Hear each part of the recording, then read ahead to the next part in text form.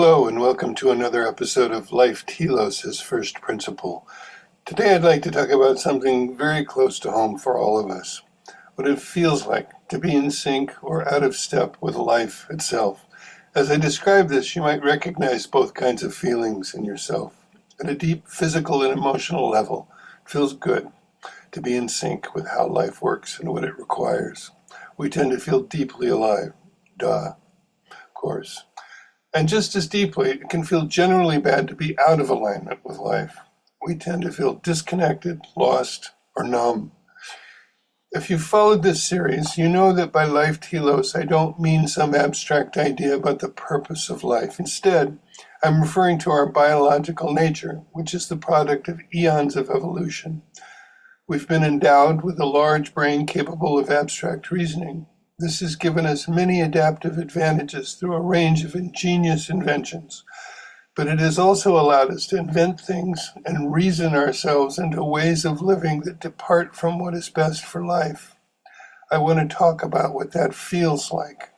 This isn't just an intellectual exploration, it's a description of our felt experience, which tells us whether we're living in tune with life's rhythms or drifting away from them. So how does it feel when we're aligned with life?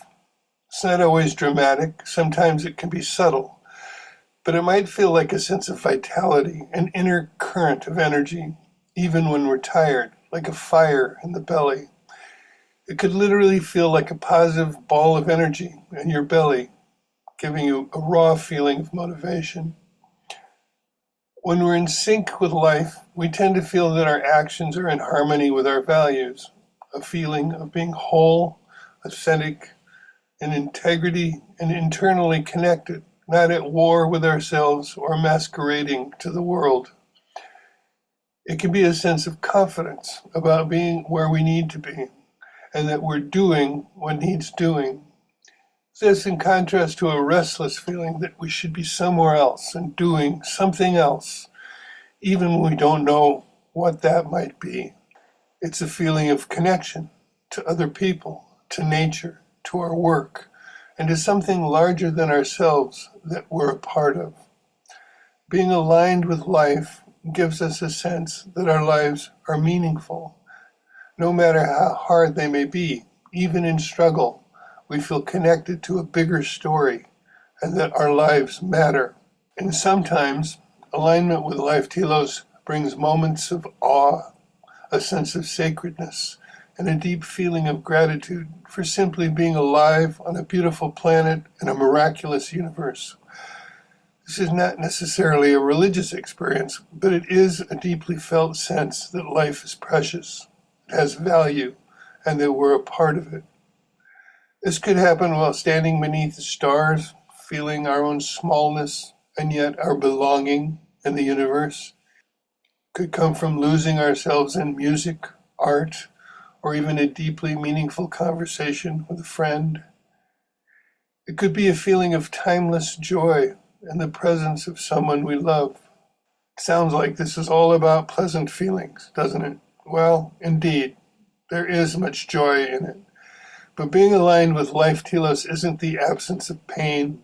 We still feel pain, loss, frustration, disappointment, and the lot.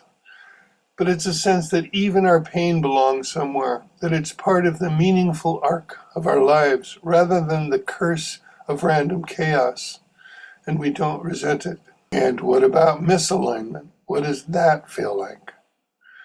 Generally, it's a sense of alienation, as though we're cut off from the world, from other people, from our own life. We seem to be moving through our days on autopilot. We feel a persistent restlessness, a boredom, an ache for something we often can't even name. We might find ourselves trapped in routines that feel meaningless, or find ourselves saying yes to things that drain us while having no idea what we really want. Our minds and bodies seem to be pulling in different directions. It can feel like life is flat or mechanical, that it lacks depth or sacredness. Sometimes misalignment shows up as numbness. It's not necessarily dramatic suffering. It's the quiet feeling that your days are passing one identical to the next, without color or a sense of enthusiasm about anything. When we're misaligned, a sense of sacredness disappears. Life feels stripped of wonder or depth. Sometimes the thing we do to mask these feelings can give us a temporary but shallow sense of relief or excitement, often followed by a resurgence of despair. For example, this is how addictions work. So I think it's important to recognize that as far as so-called good and bad feelings go, it would be a mistake to think that alignment always feels good and misalignment always feels bad. As I said, alignment does not eliminate pain, and we can recognize that we also deliberately misalign ourselves in order to feel pleasure, which always comes at a cost. It takes some discernment and intuition to understand what our feelings mean. I've noticed that the more I understand life and get in sync with it, the more discerning I become. I think it's also important to recognize that almost no one lives in perfect alignment all the time. I don't know anybody like that. Our lives are constantly shifting, moving toward and away from the matrix of life again and again. It's part of being human, at least at this point in our history. I believe that life calls us to recognize its signals and that they come through our deepest feelings. If we listen, life steers us gently back toward what makes us feel truly alive and aligned. If we don't listen, it can steer us violently. What I need to say next is no small matter. Being out of sync with life isn't merely a matter of personal choice. We're all embedded in cultural systems that make misalignment almost inevitable. For instance, we live in societies that run on rigid clock schedules regardless of our natural rhythms, that value constant economic productivity over rest and reflection, that encourage us to live in our heads and be detached from our bodies, that create economic pressures that keep us stuck in routines we don't believe in, and that surround us with media and technology that fracture our attention and disconnect us from present moment life.